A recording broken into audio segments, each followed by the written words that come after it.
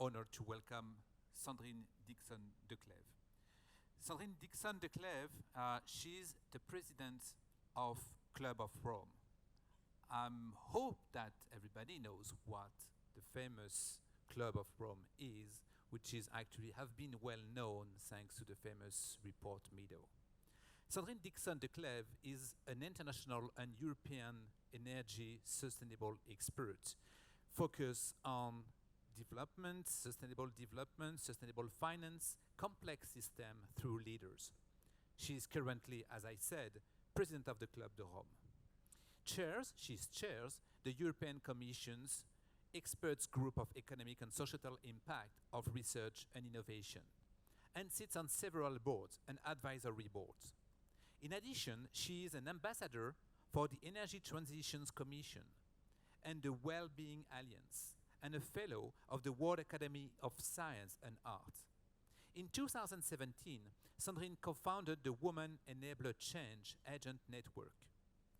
Recognition and previous positions include different things, such as Sandrine's recently published Quel monde pour demain, 2021, and Health for All, a survival guide for humanity.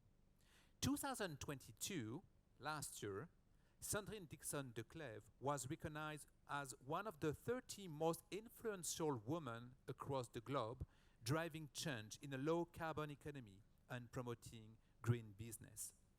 She has different positions with an amazing, busiest agenda that we can imagine, and she's here for us today. Please welcome, a warm welcome to Sandrine Dixson-Declève. Please.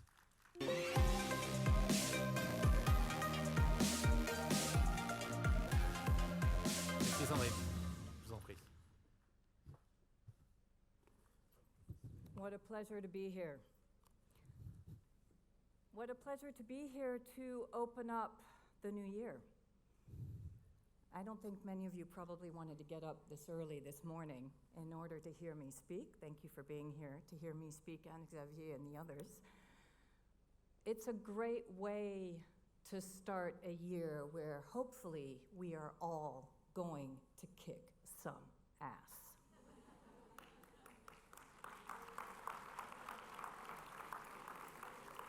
We talked about innovation, we talked about imagination, we talked about creativity, and I want to talk also about provocation.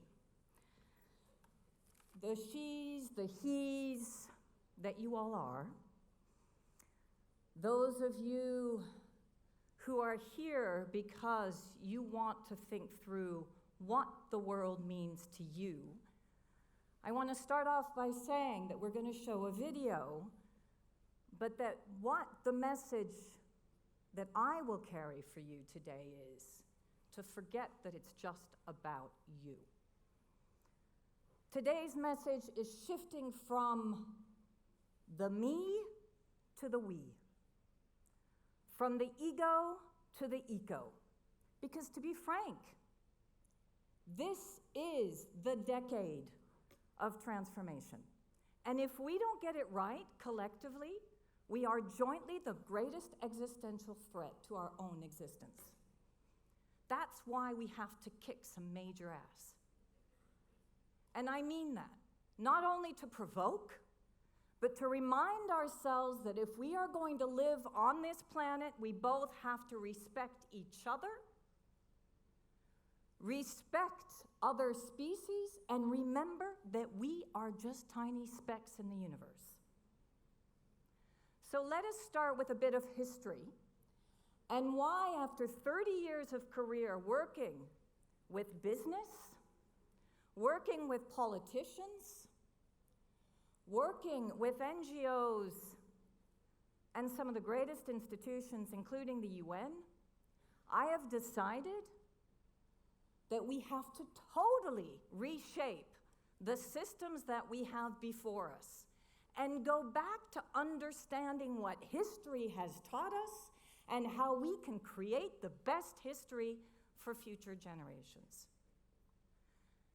Do not underestimate your role in the creation of that history. So if any of you are still on your iPhones, please put them away. And hopefully we can have a very nice interactive session for the next 45 minutes. Can we go into the video, please? The Club of Rome is a group of scientists, humanists, educators,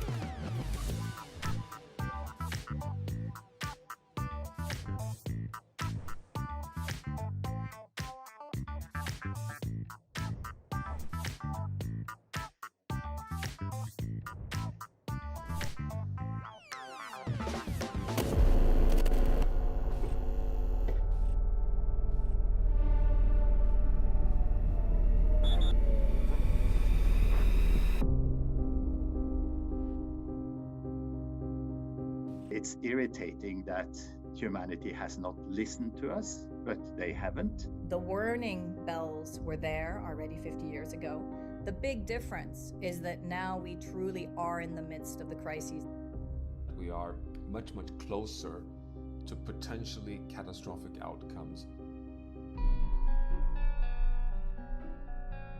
Now we have a short opportunity where everything is up in the air. We thought it was the time to now reassess to see what does science tell us today and how does the future look like the next 50 years. We have to change the story. We have to provide a plausible, coherent, consistent, and also science-based and numbers-backed story that people find more attractive than business as usual. We have one scenario called too little, too late. And then the other one is where we succeed in putting all those possibilities together. We are proposing 5 turnarounds paid for by the 10% richest people in the world. If we put in place the 5 turnarounds that we talk about, the focusing on inequality, the focus on poverty, the focus on empowerment, and then food and energy as the 2 key resources that will keep us alive as we're faced with some of these ongoing crises, then we actually could get ourselves out of this mess. And the interesting thing with these 5 turnarounds is that they can be scaled from communities to cities to sectors, nations, regions, and then globally. That's what we were looking for, like a fractal set of fractals that escalate or percolate down from the global economic system all the way down to specific communities. We need to start with redressing, making sure that the solution is fair, is perceived as fair by a democratic majority. Unless we do so, we won't get a solution. It's critical we talk about poverty because the poorest in societies are the most vulnerable and face the biggest risks, as we can see with the flooding in Pakistan and we can see with the food crisis in sub-Saharan Africa. It's absolutely critical that we use this as an opportunity to spur sustainable economic development. Currently, a large part of the world is materially, financially, economically insecure. And it is true when they're working, whether they're paid or unpaid, and it is true when they are not working. So a universal pension that guarantees affordable life is an essential part of this. So many women across the world, their lives are dominated by the unpaid work they do. If you want healthy, sustainable, viable societies, the importance of recognizing the contribution of women and the rights of women is absolutely essential. It is really about ensuring that societies are sustainable, that social reproduction occurs, and it's about ensuring that the rights of half the world's population are met adequately. Women must be given the freedom to make their own life choices.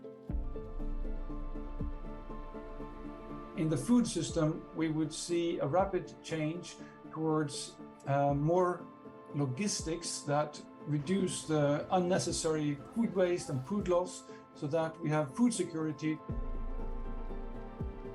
I'm absolutely convinced that the Ukraine war will help us to accelerate the transition away from oil, coal, and natural gas. So we could see an energy democracy where local sources, microgrids, local areas don't have to rely so much on the global fossil energy system. What we're facing is not an environmental crisis, It's a crisis of security, of stability, of prosperity and equity. And that's what Earth for All really brings forward. So the overall object of the latest report is basically to continue the fight. If sufficient mobilization occurs, and if the demand for major changes in economic strategy gets loud enough, then we can actually achieve a major turnaround. I'm fairly optimistic that we are going to see a very, very rapid transformation, but the question is, will it be fast enough? Now we need to come together and we need to share this image that a giant leap is fully possible. That comes back to a series of different structural shifts that we will have to make across the globe in order to ensure that we have truly an Earth for all.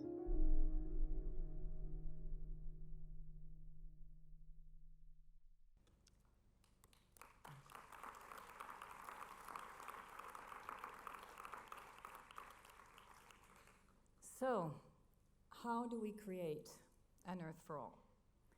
And how did I get here, and so many others? My predecessors at the Club of Rome, and if you look at the original limits to growth in 1972, look at this quote, talking about the challenge, the greatest challenge for that generation in 1972. By the way, I was 6 years old. The fact is, we already knew. We knew what we needed to do 50 years ago. And yet, most people didn't listen. Why? Because we were growing. Because we came out of a Second World War that had created a continuous need for growth. That actually, our economic system was dependent on GDP and production.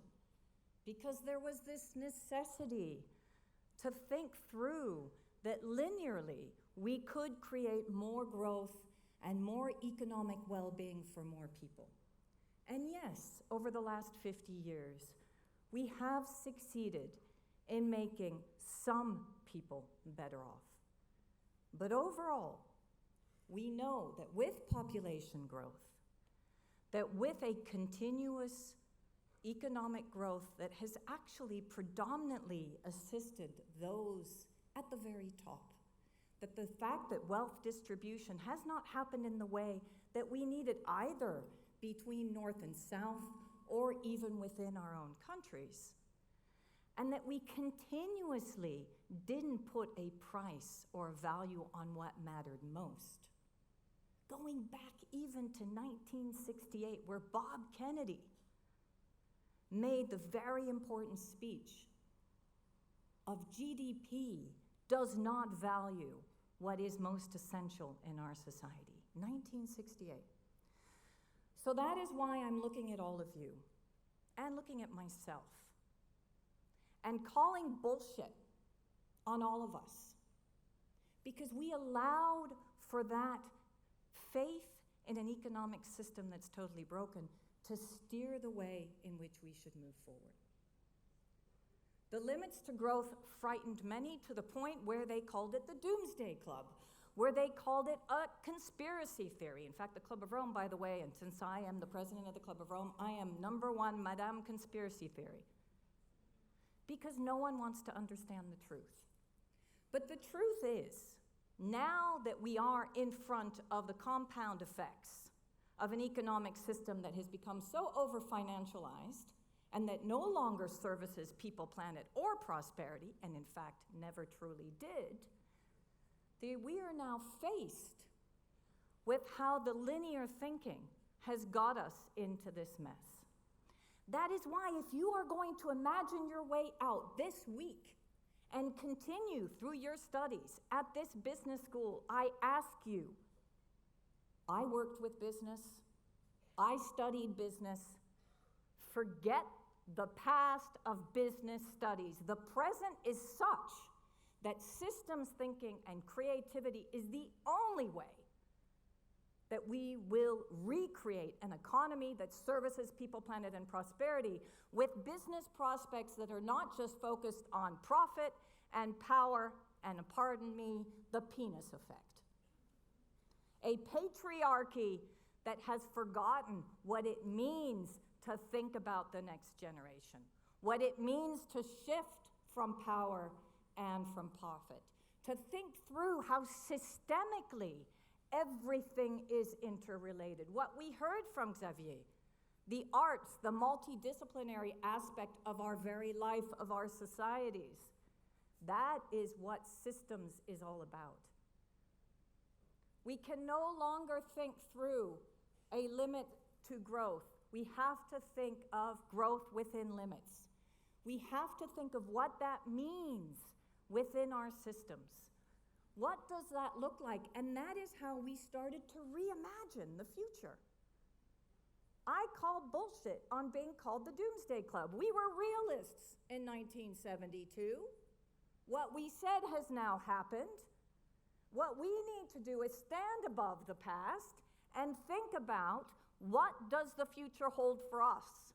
How do we stand up to the present, the war in Ukraine, our dependency on fossil energy, our dependency on industrial agriculture, our dependency on materialism, and shift all of that into a business prospect that fosters well-being for all? What does that look like? For us, part of the answer is Earth for All.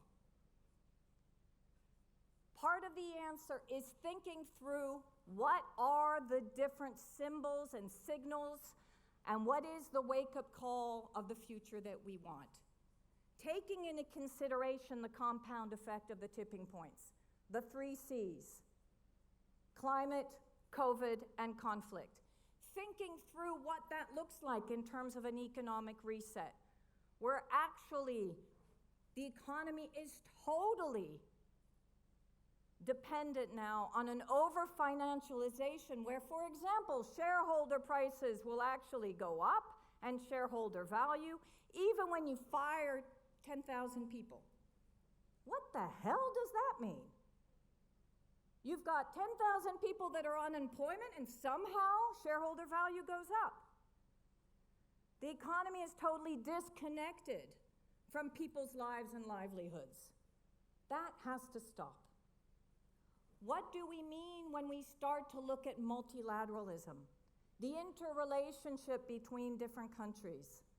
The way in which we see right now the hostility that we get from Russia, the trepidation with China, not truly understanding what's going to happen with Brazil or the United States. And what are we doing about it? What are we as people doing about calling our politicians to stand up to the challenges that we have today and not allowing them to create energy poverty? We knew about our dependency on Russian oil. We already called, many of us, experts, including myself as an energy expert, 10 years ago, called bullshit on our dependency by telling very clearly that we could wean ourselves off Russian gas by moving into energy efficiency and renewables 10 years ago. And yet, here we are. We have to learn from our mistakes. We have to admit that sometimes we get things wrong. And we have to understand that the activism in the streets is demonstrating that actually this world that we've created, especially in the West, that supposedly is enabling more people to live better, is flawed. We have the highest rate of suicide, we have the highest rate of mental illness in the West. We have the first generation of young people that are making less than their parents. I grew up in California, but I am French-Belgian. Go back to San Francisco. See what's happening right now. We call it Poopville. There are so many homeless people that they defecate in the streets. This is the site of Silicon Valley. Again, I call bullshit on that. All those companies that are now setting up foundations to try to help humanity, and yet it is because of them that the trickle-down effect has not worked. that digitalization has not serviced people, planet, and prosperity, but the pocket of a few. But we have the possibility in Europe to have a paradigm shift. We have a card-carrying conservative in the European Commission. Think of that. Ursula von der Leyen, who actually put in place the Green and Social Deal, totally transformed the thinking of Europe to move towards ensuring that we hit ambitious climate targets and that we continue with the welfare state that so many of us have profited from. We have to think through our interconnected global instabilities. We have to imagine the way in which we can create the right links. Imagination does not just mean innovate new technology.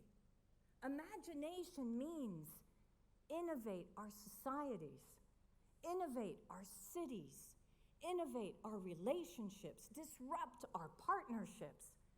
Think through the way in which we can create the Europe, the world of the future. As new business leaders, do not forget that that will be your role, not just to make a buck on the back of someone else. It's understanding the social system. It's understanding the economic system. It's understanding the relationship with the global commons.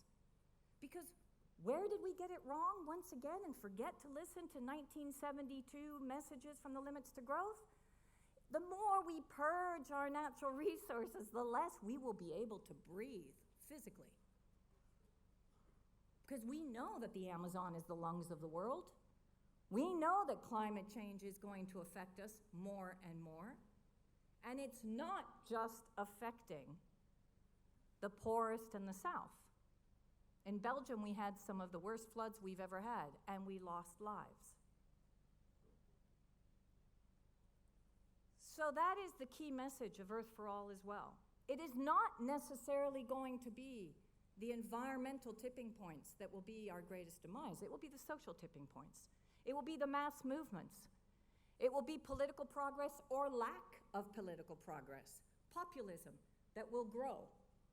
It will be market forces or no market forces, but good market forces can make a difference by placing a value on nature, by placing a value on human productivity and technological disruption for the right things.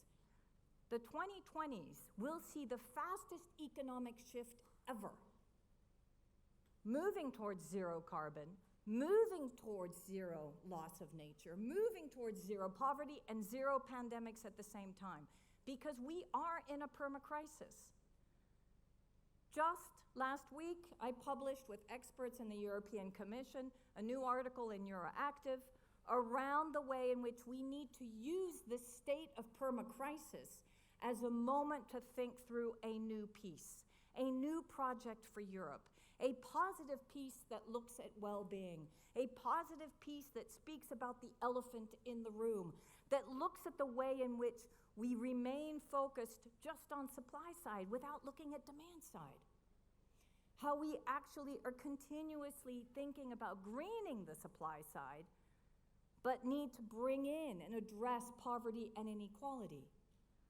How we stop ignoring the inherent wastefulness of our production and consumption, especially in the North, and take responsibility for the degradation that we are creating across the globe, and the essential questions of responsibility and equity. Because there has to be a fair consumption space. We need a guiding framework that enables us to function within that fair consumption space, that takes into consideration the interrelationships between housing, transport, the food system, services, leisure, and consumer goods, and addresses a holistic approach. We are not just suffering from the Ukrainian invasion on energy. We're suffering because of the dependencies on food And we're also suffering because our dependencies on chemicals and fertilizers. And all of this is integrated. And if we don't deal with energy poverty and food poverty, we will then suffer from populism growth, which will bring down democracy. That is thinking through strategically how systems are completely interrelated. That is why we came up also, as the Club of Rome, working with partners and myself, with Janusz Potočnik, former Commissioner of the European Commission, with a new systems compass that would guide actually our policy thinking.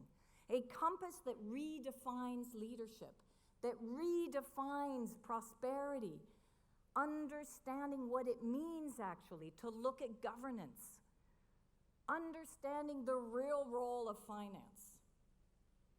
That yes, actually blockchain technology might be able to help within a financial structure that is governed properly, that continues to think about bringing more people out of poverty rather than just servicing a few. And I know that's hard for all of you to hear, because if you all came to business school, maybe what you thought was your role in life was just make lots of money for yourself. But let me just give you a bit of a health check. Making lots of money for yourself, when actually the planet's going down, and you're going to be sitting there rowing in a boat because you might be drowning, if you're even lucky to have access to a boat, is not necessarily going to help you. Maybe by coming up with some ingenious new technology or ingenious new process, you could bring more people out of poverty, including yourself, and also ensure that you decarbonize, so that we can all continue to live within a safe space on this planet that we call home. And yeah, maybe some of you think that's naive, and you will continue on your merry way, doing your own business thinking within a very narrow profit power type of mantra. And I hope that by the end of this presentation, that won't be your guiding light, and that won't be your guiding force. Because that is what all of this is about. It's about being smart, where you can continue, yes, to have a good quality of life, but also offer that good quality of life for your family, for your friends, and for the broader goodwill of the planet. It means that you need to think through that whole overarching system, guided through with those 10 principles that I had within that compass. And think through that there will be champions. The new business models will have a series of different economic ecosystems that will be champions. But they don't necessarily have to be champions on the back of poverty, inequality, or just a few that continue to be the wealthiest. They don't just have to be champions on the back of fossil energy. They'll be even more innovative, because global well-being overall is totally declining, and that is what we're seeing. As we see that actually this will have an impact on social tension, and as I said, it's those social tipping points that will start to really rock the boat. And we've already seen some of it. So the average well-being index that we started to see in this book, where we started to bring forward this system dynamic modeling, looking at all the interrelationships, showed us that actually well-being is seriously going down. So we need transformational economics for the 21st century. And there are a variety of different models. But most importantly, what we need to understand is what are the value propositions for each of those models. Because it doesn't really matter which model we choose, as long as we come to the same endpoint. That we take into consideration social and environmental risk in financial and economic decision making. That we expand our perspective of public goods and socialize the rewards of environmental and social commons. That we take into consideration inequity between high and low income countries created by the international finance and trade systems. And by the way, I'm part of a group now called Beyond Bretton Woods, which is shaking up the WTO, which is shaking up the World Bank, and shaking up most of our international institutions. Because they were created at a time where, again, GDP and economic value was neoliberal, linear, and no longer reflects where we are today, nor does it reflect the power balance and imbalance between different countries. Donut economics is one of the key economic models that we used actually in Earth for All, also represented by our member, Kate Rayworth, but very much talking about this relationship between the planetary boundaries and the social boundaries. Because the current failure of today is we need to meet basic human needs to ensure dignity. The challenge is, how do you do that within the planetary boundaries? How do you make sure that the South can continue to economically develop, not necessarily grow from a GDP perspective, but develop in a way in which more people actually can have a well-being state? That no one falls short of life's essentials, that you don't overshoot the pressures of Earth's life-supporting system, that you don't just depend on natural resources, minerals, fossil energy in order to get to where you need to go. What does that look like? Does anybody in this room believe that there is an economy that is following the principles of the well-being economy? Can I see some hands? And yet the tip is at the bottom, by the way, of this slide, where you can see that we actually already have 5 countries that have adopted a well-being economy. And hey ho, during COVID, who were the economies that actually did best? These 5. Why? Because again, they didn't just look at production. Our value chains were totally disrupted during COVID. It is those countries that did not just look at value chains alone and production that actually survived. By the way, it is also those investors and companies that invested in environment, social, and governance principles, what we call the ESG criteria, that also did best. We are in a polycrisis, people. What we call a polycrisis or a permacrisis means we will be living through crises for many, many years to come. So to think that our age-old economic systems are going to get us out of this mess, that they are going to do well, no. It is those countries that are rethinking, that are putting their money, their time, their energy in a well-being economy that services people, planet, and prosperity at the same time and has clear economic indicators, social indicators, and environmental indicators that are actually doing better. Finland, Iceland, Scotland, New Zealand, and Wales. And yeah, they're all small for the moment, but Canada started to look at this. The UK is even looking at this, and the EU now is starting to think very seriously about adopting new indicators. So this is a unique moment in time, and you can all be part of it. I moved from California to Brussels in the second wave of the European Union creation. It was exciting.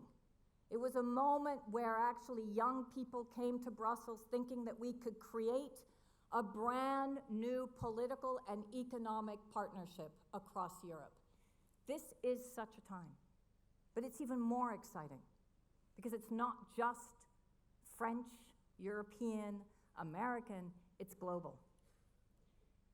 It also means that we are reflecting on the urgency, that we can maybe emerge from emergency, that we can take into consideration what we've learned from the pandemic, because so many people tell us transformation is tough. It is. But what happened during the pandemic? We all sat around looking at each other with masks. Most of us were on Zoom. By the way, how many of us really needed trousers? How many of us actually looked at our wardrobe for 3 years and wondered, what the hell am I doing with all these clothes? And will I ever need to use them again? How many of us thought, those of you who drive a car, that we really needed our car?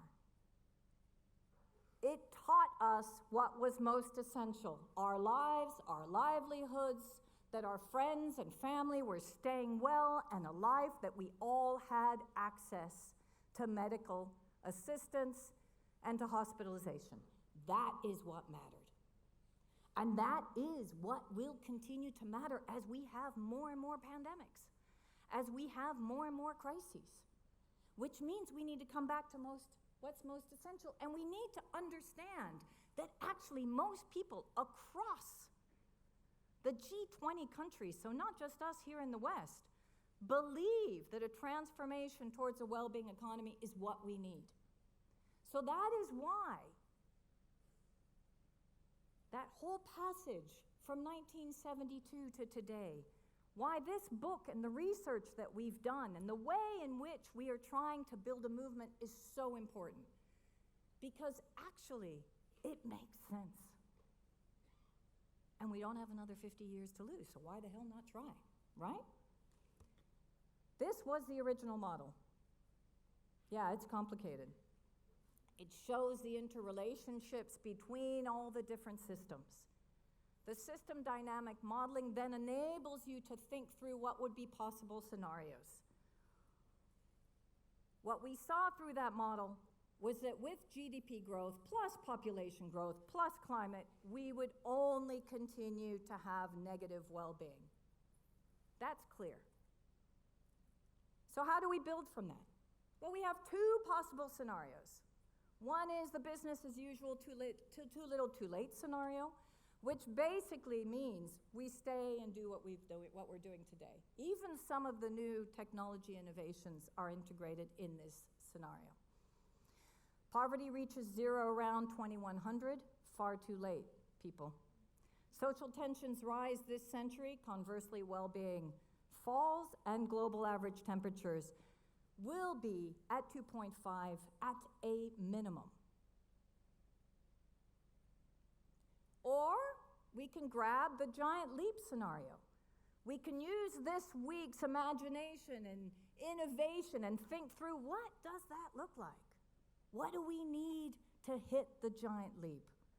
Poverty reaches zero around 2050. That means that actually everyone, all citizens across the globe have access to about $15,000 per person per year. Sounds like very little to you. It's a lot to an Indian that's been working hard in a sweatshop in Delhi. Temperature stabilizes at below 2 degrees. The global social tension index then starts to switch.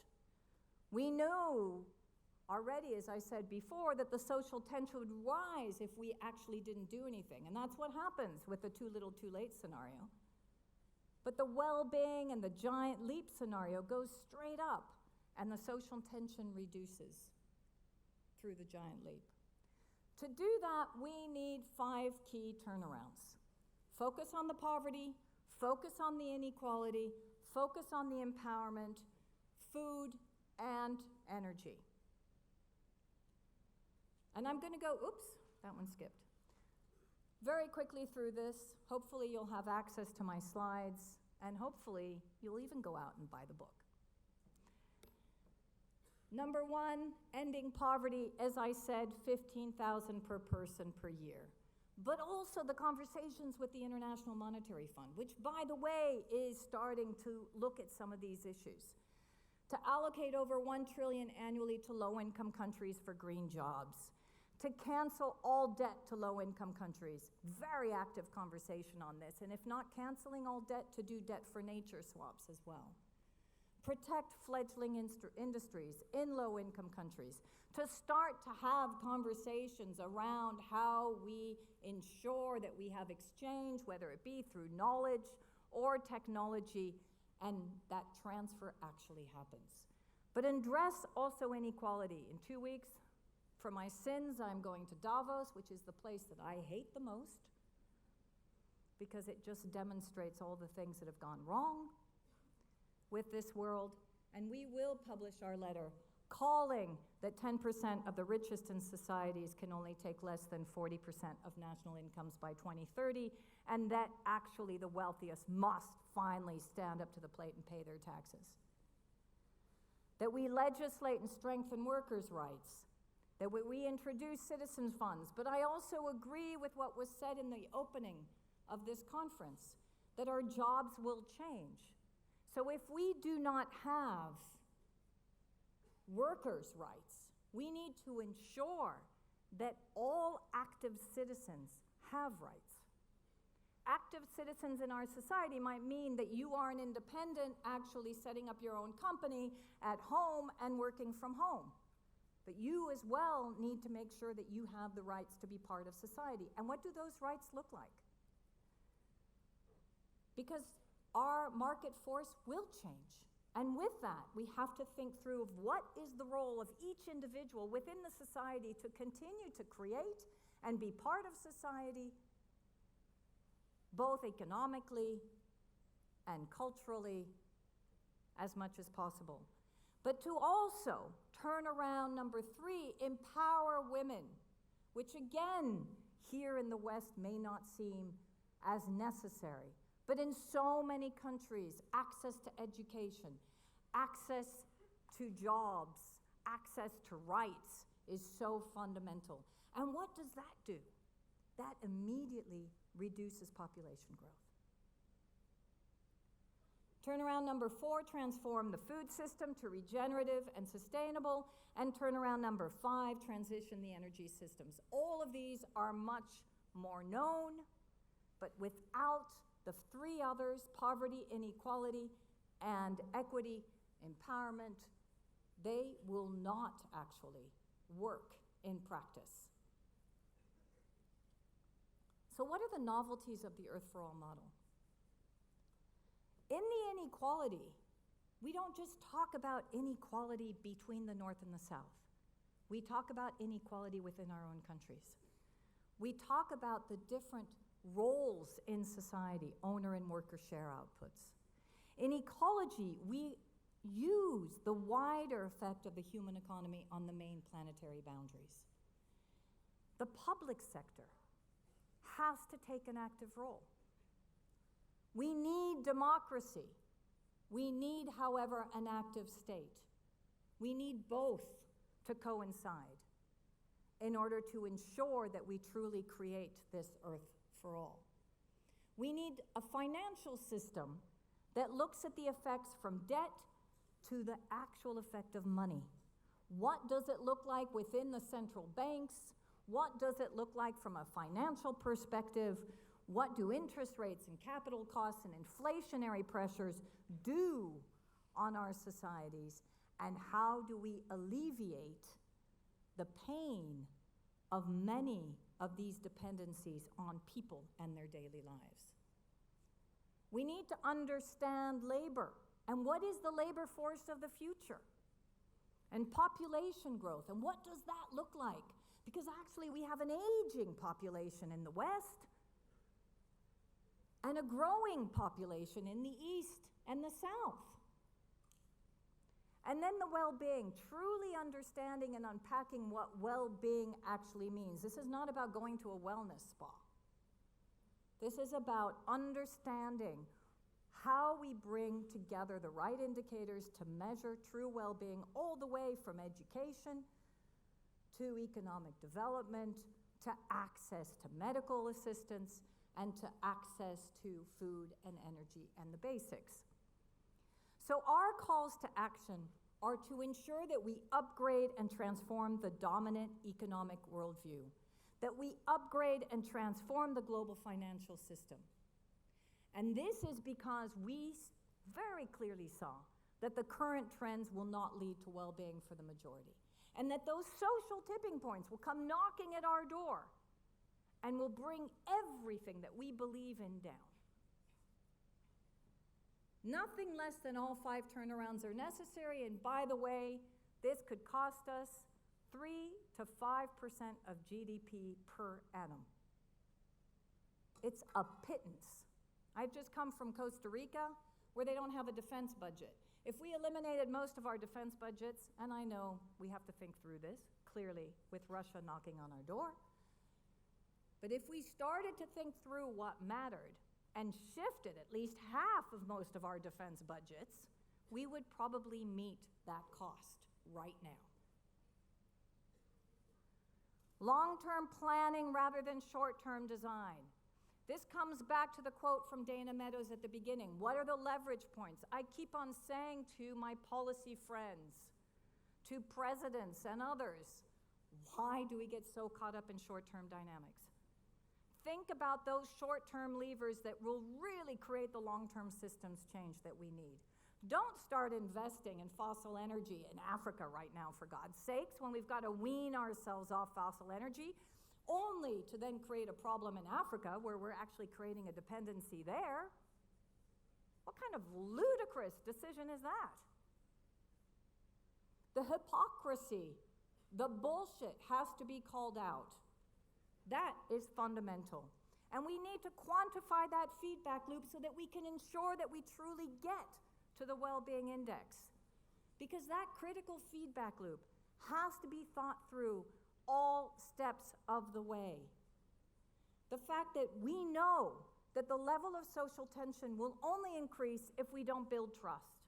That governments, therefore, industry, business leaders need to build trust. At this time, even in Europe, where energy poverty goes up, who are you pissed off at? You don't have to answer that right away, but think about it. Who do you distrust? We need to break down that distrust and to build trust through regulation, through the right decision making, in order to enable people to truly have greater well-being. Because we know, and we can see it right now, that energy and equality are fully interrelated. That the more we have energy poverty, the more we will have transport poverty. Because once people can't fill up their cars, they're going to need to have a metro or an R&R or something to take. And if those are not functioning, and by the way, if the strikes happen, how do we then ensure that people still can get from A to B? What does that look like? So we have to rethink our systems. How are our mobility systems going to continue to function as we transition? How is our energy system continue to function as we transition? That's where the innovation has to come in. And most of the time it's process innovation, not technology innovation. I'm almost finished. So we're now on a mission. We're on a mission to create a movement which brings in this systems thinking, which thinks through those short-term levers that we have in front of us today to make the right decisions, to stop the unholy dependencies that we have actually been fostering for the last 50 years, and that has only culminated now, right now, on our doorstep with Russia, and to think through, in the long term, how we can actually be smart in a polycrisis. Being smart means that we need to support national policymakers, we need to influence the international agenda, we need to engage with influencers, hold citizens' assemblies, bring citizens on this journey, create that story of hope, but of reality, and bring in media, content, and engagement. We also need to create what we are thinking of as a citizen fund, a solidarity fund, where we start to see the proceeds of what industry has been reaping the benefits of go straight into our tax system and go straight into a citizen fund for all citizens. And by the way, Norway and Alaska, two very different political economies, are using this right now. Because if we bring citizens on this journey, if we actually make them realize that it is possible, then we can truly create a movement. Because what we want is to create an upgraded world. But we need to tell the story. We need to make sure, and when I say we, it's not just the Club of Rome, it's the scientists, the economists, all of us who have been working together and who believe that there is a way to get ourselves out of this mess. To prove, by the way, Jane Goodall wrong. Jane Goodall that has always said, human species is the wisest. Sorry, no, wrong. Human species is the most intelligent species, but not the wisest. And what we want is to prove that we are indeed wise. So as you start this week, think about it. Call bullshit on all the things that you do not think are wise. But if you call bullshit, come up with a better answer. Thank you very much.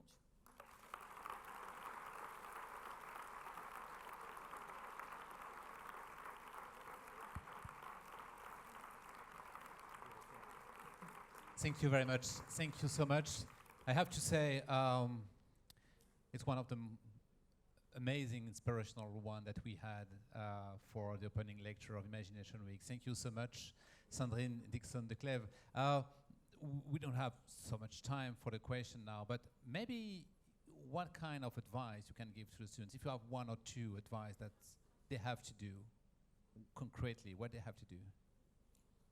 Well, I hope we will have a few questions because it would be great to have an exchange. Sure. I think one of the key advices really is, and I apologize for being crass, but I do think we have to call bullshit more often. I think we need to get on top of it. I really believe in Cambridge Analytica for good. And that means that we have to be more strategic than the other side. There's a lot of bad out there. And if we truly want to create a well-being economy, we have to be one step ahead. So this week, you really are going to have to use your neurons, but your heart and your soul. But not only this week, as you shift from this week, as you move on to your careers, this is no longer just about you, it's not about me, it's about the we, as I said. And it's a huge and exciting challenge. We can do it, but we really have to go far beyond the current thinking. Business as usual is just not an option. Great. Please, a big round of applause for Sandrine Dixson-Declève. Thank you so much, Sandrine.